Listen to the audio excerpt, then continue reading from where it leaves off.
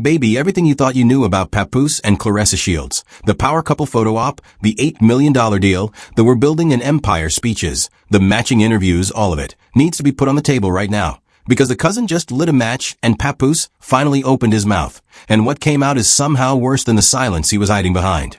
Shalita Savage did not tiptoe. She did not hint. She sat down with her whole chest and said, Claressa Shields, the greatest woman of all time in a boxing ring, the one who has cars, houses, championship belts, an $8 million Wynn Records and Salita Promotions partnership, only got to that mountaintop because a married man from Brooklyn was steering the wheel from the passenger seat. And now the family is split. The internet is choosing teams. The receipts are allegedly being screenshotted in group chats as we speak. And Papoose, the man who spent years perfecting the comment-composed uncle voice on every podcast he sat down for, finally cracked, sat in front of a camera, and delivered the most rehearsed non-answer this man has ever put into the atmosphere. And here is what I need you to sit with before we go one step further. The story you have been told about this relationship is not the story that is actually happening. The narrative that has been sold to you, the power couple, the he's her rock, the he saved her from the industry sharks, was engineered, packaged, and drip-fed to you on purpose. And when we get to the Wynn Records breakdown later in this video, and I promise you, baby, we're getting there, you are going to understand exactly why every single move Claressa Shields has made in the last 2 years was allegedly not entirely her move to make. 2 timelines are running right now. The one you have been watching on Instagram, and the one that has been quietly determining the outcome of the one you have been watching. And they are not the same story. They were never the same story. And Shalita Savage just walked into the middle of the room and turned the light on. Drop your thoughts in the comments, hit like, and subscribe. Let's get into it. Now let me set the whole stage for you, because you cannot understand how heavy this cousin's allegations actually land unless you understand what Claressa Shields is, what Papoose was before her, and what the two of them have allegedly built together, on paper and off paper. Claressa Shields is not a normal athlete. She is a 2-time Olympic gold medalist, a 3-division undisputed world champion, the woman who put women's boxing on pay-per-view and made networks respect a sport they used to bury on undercard slots at midnight. She is the highest paid female boxer in history at multiple points in her career. She signed a historic minimum guaranteed $8 million multi-fight partnership with Wynn Records and Salita Promotions, a deal that CBS Sports and multiple boxing outlets called first of its kind for a woman in the sport. That deal, honey, is the money engine at the center of this entire situation. Then there is Papoose, Brooklyn rapper, respected lyricist, the man who was married to Remy Ma for over a decade, the man whose divorce from Remy has been dragged through the mud, through the tabloids, through complex, hot new hip-hop, and every gossip channel with a Wi-Fi connection. Remy Ma has publicly accused Papoose of stalling the divorce, of financial games, of moving with Claressa, while paperwork was allegedly still open. Papoose has publicly denied, publicly deflected, and publicly repositioned himself as the manager, the promoter, the label head, the strategist, the man behind the champion in every interview from The Breakfast Club to Drink Champs. And Claressa, baby, has been the loudest voice in that repositioning. She has called him her best friend, her partner, the love of her life, the man she plans to have children with by 2027, the man who is not a distraction but a foundation. That is the narrative. That is the wrapping paper. Now here is what is inside the box.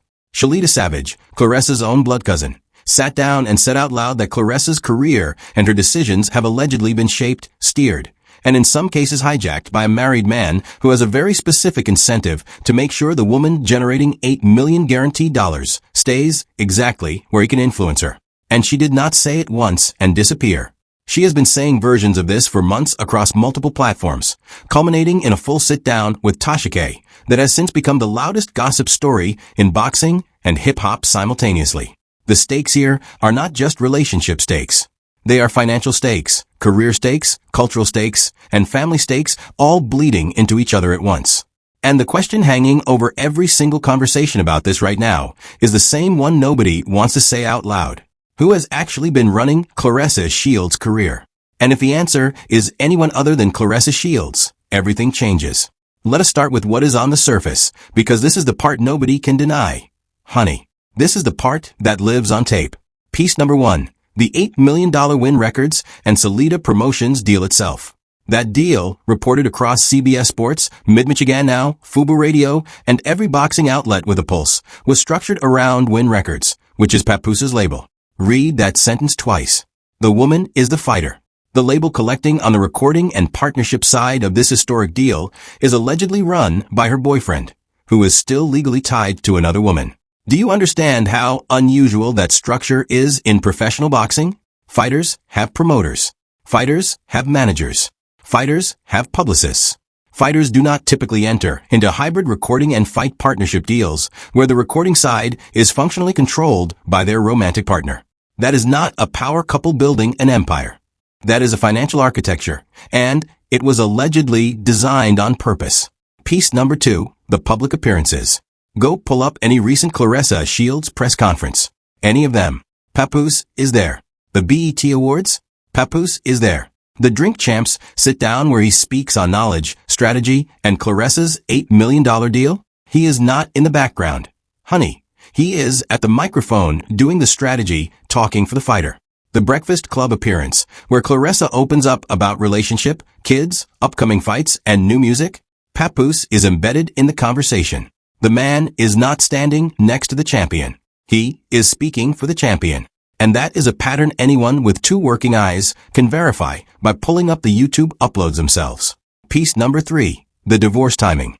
Remy Ma has publicly stated, through her own social media and through her complex covered comments, that Papoose has allegedly not been moving on their divorce the way a man who claims to be in a serious new relationship should be moving.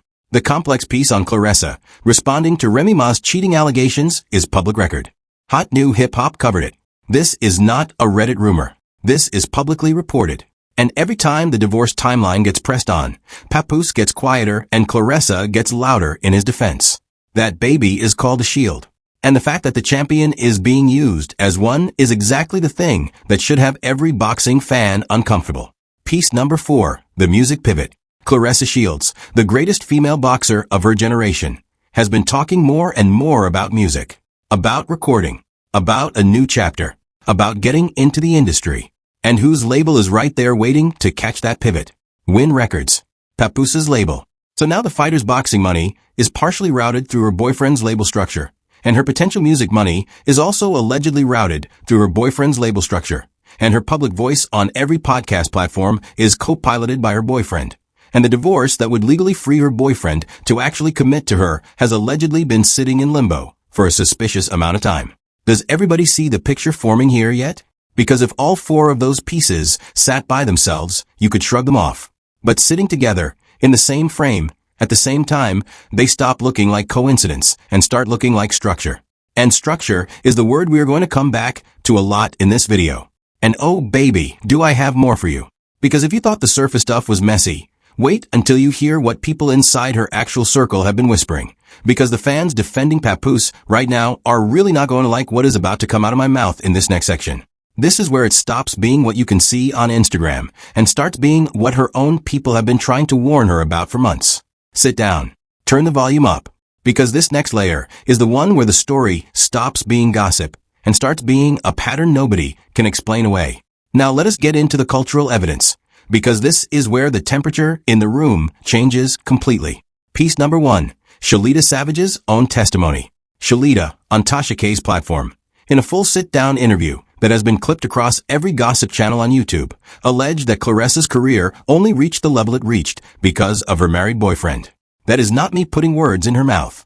That is the Facebook caption from the official Unwind with Tasha K page. Shalita reportedly went further, saying Papoose has not actually filed for divorce the way the public has been told, that Claressa is allegedly being manipulated in ways she does not fully see, and that the family has been trying to say something for a long time, but nobody wanted to listen. When a blood relative sits down and says the family has been watching this happen and getting ignored, honey, that is not a random hater on Twitter. That is a person who was in the house before the $8 million deal existed. Piece number 2, the Eric Kelly moment. There is an Instagram reel making the rounds where Papoose is addressing the narrative around him and Claressa specifically because one of their close associates, Eric Kelly, reportedly admitted something on camera that added fuel to the exact allegations Shalita is making. The fact that Papoose felt the need to publicly address what Eric Kelly said tells you the temperature of the situation on the inside. You do not address a nothing. You address a something. And the something Eric Kelly allegedly said lines up uncomfortably well with the story Shalita is telling. Piece number 3, the Remy Ma text message situation. There is a Reddit thread from r/love and hip hop where users have been dissecting text messages Remy Ma reportedly shared that allegedly show Papoose and Claressa were involved before the divorce was ever settled. Now I want to be very clear here. Those messages are unverified, and the framing on that Reddit thread is aggressive. So take it with the appropriate grain of salt. But the fact that a former partner of over a decade is publicly waving text messages, and the fact that a current partner is publicly defending against them almost every week on a different podcast, tells you the timeline of this relationship has never lined up cleanly with the timeline anybody has told the public. Piece number 4. Claressa's own recent shift. Watch her interviews. Actually watch them. In the earlier press conferences, she is the champion, she is animated, she is loud, she is joyful. She is the biggest personality in every room she walks into. In the more recent appearances, including the BET Awards footage, where fans on Instagram noticed Papoose allegedly would not even smile back at her exuberance. Her energy has been more measured, more careful, more managed. She is still Claressa, but she is a Claressa who has clearly been talking to somebody about how she should be presenting herself in public. And baby, when a woman with that much natural personality starts sounding like she has been coached, that is not a private evolution. That is external influence. Now here is where I want to be honest with you, because credibility matters. There is a counter-argument. The counter-argument is that Shalita Savage is a cousin with her own platform ambitions, that Tasha K has been sued for defamation before at massive scale, and that Claressa herself has publicly said her cousin is messy, and has spoken out against what she calls lies, manipulation, and deception. And Claressa is preparing to sue Tasha K, according to her own comments broken down across multiple gossip channels. So I want to give you both sides. But here is why the counter-argument does not close the case. Shalita has been consistent. Her story has not changed shape as new information has come out. She is not adding new lies to cover old lies. She is repeating the same core allegation across multiple interviews.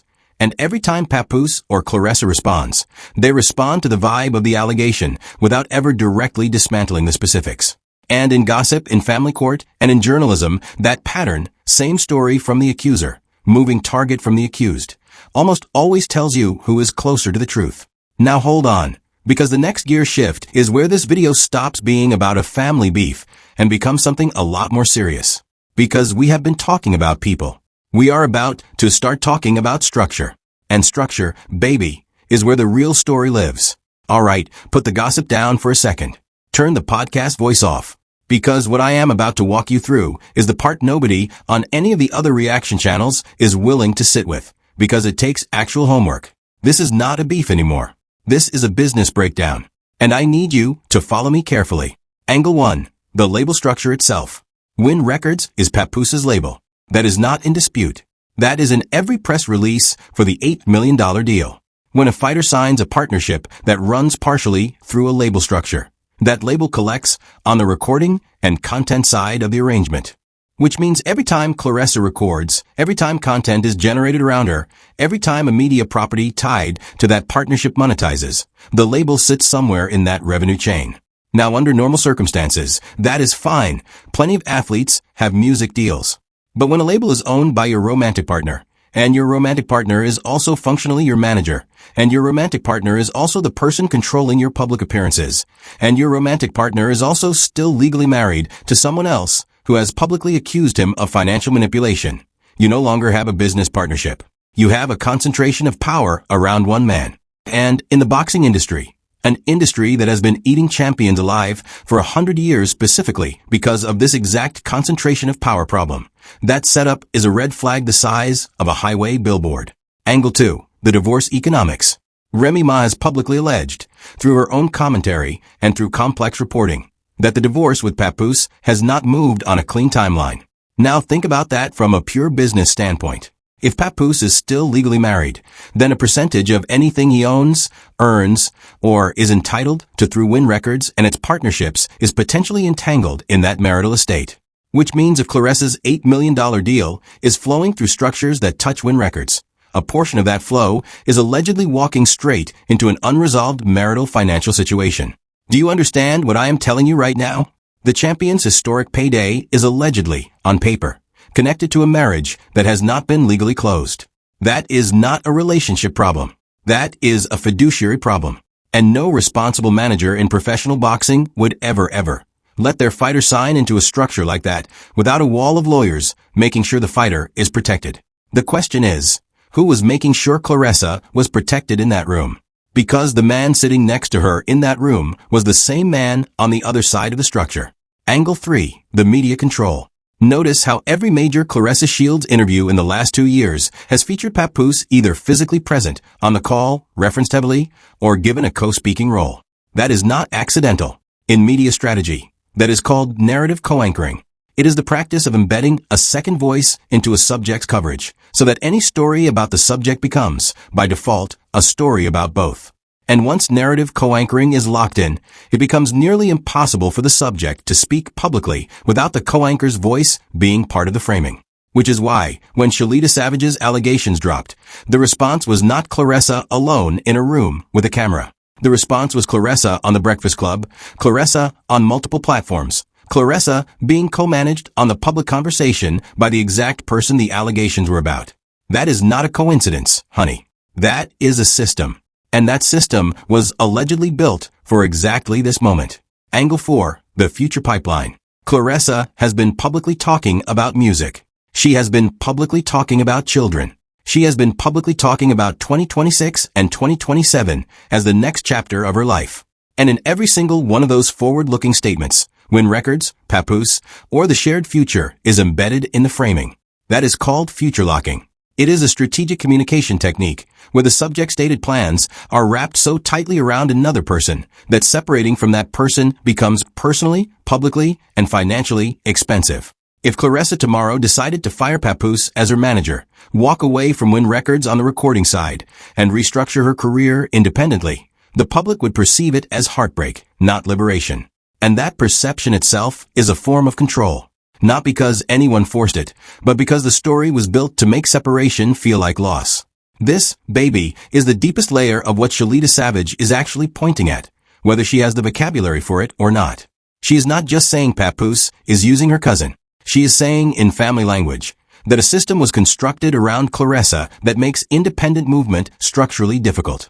And whether you love Papoose or hate Papoose, whether you believe Shalita or dismiss her, you cannot look at Wynn Records, the unresolved divorce, the narrative co-anchoring, and the future locking sitting on top of each other, and pretend it is a normal setup. It is not normal. It has never been normal. And Claressa Shields, the greatest woman of all time in a boxing ring, a 2-time Olympic gold medalist, a 3-division undisputed champion, deserves better than a career architecture that looks like this on paper. And here is the truth bomb, baby. The one I have been building to since the first sentence of this video. The one that ties every single piece of what we just walked through into one undeniable conclusion. The allegation that matters is not whether Papoose loves Claressa. The allegation that matters is whether Claressa Shields, at the peak of her career, at the highest earning moment of her professional life, at the most powerful position any woman in her sport has ever occupied, has actually been in full, independent, unmanaged control of the decisions that got her here. And based on everything Shalita Savage has said, based on everything Remy Ma has publicly alleged, based on everything Eric Kelly reportedly admitted, based on the Wynn Records structure that CBS Sports and Mid-Michigan now themselves documented, based on the divorce timeline that Complex and Hot New Hip Hop covered, based on the narrative co-anchoring anyone can see with their own eyes on any podcast in the last 2 years, the answer to that question is allegedly no. Not fully, not cleanly, not independently. And that, honey, is devastating. Because Claressa Shields is not just an athlete. She is a symbol. She is the woman who dragged women's boxing into the light, who made networks respect the sport, who broke the pay-per-view ceiling, who forced the industry to admit that women could sell fights just like men. She is a cultural figure.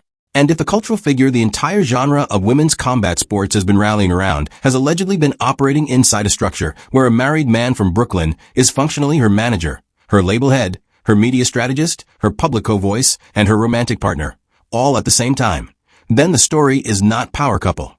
The story is a case study in how modern women's sports allegedly still get quietly captured by the exact same industry patterns that have been eating male athletes for a century. That is the truth bomb. Not that Papoose is a bad guy. Not that Claressa is a victim. But that the architecture around this champion is the architecture of capture, not partnership. And now let me tell you what the consequences of that are, because they are real. Consequence 1. Every future deal Claressa signs, while inside the structure, is potentially compromised. Because the person negotiating for her has a direct, personal financial interest in the outcome. Consequence 2. Every media narrative about Claressa is potentially co-shaped by the exact person the family is now raising alarm bells about, which means the public version of Claressa is allegedly not the private version of Claressa. Consequence 3. The young female boxers coming up right now, watching Claressa as the blueprint, are potentially internalizing a career model that says find a man in the industry, tie your business to his, and let him speak for you in rooms. And that, baby, is a generational problem, not a gossip problem. Papoose finally breaking his silence and delivering the calm, measured, everybody around her is using her for opportunity. Response was not a defense. It was a redirect. He pointed the finger at everyone in Claressa's circle except the person the whole conversation is actually about. And that redirect, that is the tell. That is the moment the mask slipped just enough for the people paying attention to see what was under it. Shalita Savage did not lie on Papoose. She named a pattern. And Papoose responded by trying to make everyone around Claressa look untrustworthy. Everyone except himself. That, honey, is not the move of a man who has nothing to worry about. That is the move of a man who knows exactly which questions he does not want asked next. But here is the part one wants you to hold on to. Because I do not want to leave you in the dark, honey. Claressa Shields is still winning. Let me say that again for the people in the back. Claressa Shields is still the greatest woman of all time in a boxing ring. She is still the 2-time Olympic gold medalist. She is still the 3-division undisputed champion. She is still the highest paid female fighter in the history of the sport. She is still the woman who put women's boxing on pay-per-view. She is still the reason little girls in Flint, in Detroit, in Brooklyn, in Atlanta, in London, in Lagos, in every city on earth are lacing up gloves right now and believing they can be champions too. Nothing Shalita said, nothing Papoose said, nothing the internet said, changes what she has done in that ring with her own 2 hands. And here is the hero move that is already in motion, baby, whether the public is ready to see it or not. Claressa is allegedly, reportedly, starting to document. She is starting to notice. The people in her circle have been telling her things. Her cousin, whether the family agrees with the delivery or not, said the quiet part out loud. And Claressa is a champion. Champions do not stay in bad rooms forever. Champions notice the angles. Champions adjust. Champions come back stronger. The woman who has spent her entire career being underestimated by promoters, by networks, by male fighters, by the whole sport, is not going to be the woman who gets quietly captured by any architecture, no matter how carefully it was allegedly built around her. And here is the contrast that lands the whole story in one line. One person has spent his career carefully managing a narrative around a champion. The champion has spent her career carefully managing the actual work that made her a champion. Only one of those things holds up when the pressure comes. And baby, the pressure is here. So while the internet is arguing Team Papoose versus Team Claressa in the comments, understand this. There is no Team Papoose that survives this if the structure gets pulled apart in daylight. There's only Team Claressa. And Team Claressa is going to be just fine, because the greatest of all time did not become the greatest of all time by needing a Brooklyn rapper to steer the wheel. She became the greatest of all time by throwing punches nobody else could throw. And when this chapter closes, the punches are going to keep landing. The belts are going to keep coming. The records are going to keep breaking. And the receipts are going to keep piling up in her favor. Watch. Because the right person is still winning. The right person was always going to keep winning. And no cousin, no rapper, no label, no divorce, no podcast, no gossip channel is powerful enough to take a 2-time Olympic gold medal off the wall. That happened. That is not allegedly. That is history. And history, baby, does not get renegotiated in a group chat. But listen, this is only the start. Because there are 2 things coming down the pipeline right now that are going to blow this entire situation wide open even further. And if you are not subscribed, you are going to miss them. First, the Tasha K lawsuit. Claressa has publicly said she is preparing to sue. Tasha K has a very well-documented history in defamation litigation, most famously with Cardi B. And if that suit actually gets filed, the discovery process is going to force a lot of the private communications, private financial arrangements, and private timelines in this story into court records. That is when allegedly becomes documented. That is when receipts stop being screenshots and start being evidence. Second, the divorce. Remy Ma and Papoose's legal situation is still not publicly resolved in a clean way, And every week that passes with that situation unresolved, more pressure builds on the Wynn Records structure, on Claressa's deal, and on the public narrative around this couple. When one of those two shoes finally drops, and one of them will, the entire story you just watched me lay out is going to shift again, harder. So make sure you are here for it. Subscribe. Turn the bell on. Because I'm going to be tracking every step of this in real time. And if you have made it all the way to this point in the video with me, baby, you are amazing, and I appreciate you more than you know. Drop your team in the comments, Team Claressa or Team Papoose, and let me know which of the two pipeline moves you think breaks first, the Tasha K lawsuit or the Remy divorce paperwork. And before you close this tab, click the video popping up on your screen right now. Because next up, I am walking you through the exact clause in the Wynn Records $8 million deal that CBS Sports quietly reported on and nobody in the boxing media has been willing to actually break down out loud. The clause that explains why Papoose was standing at that press conference in the first place. And why that clause allegedly rewrites everything you thought you understood about how Claressa Shields gets paid. That video answers the one question this video did not have room to finish. Click it. I will see you inside.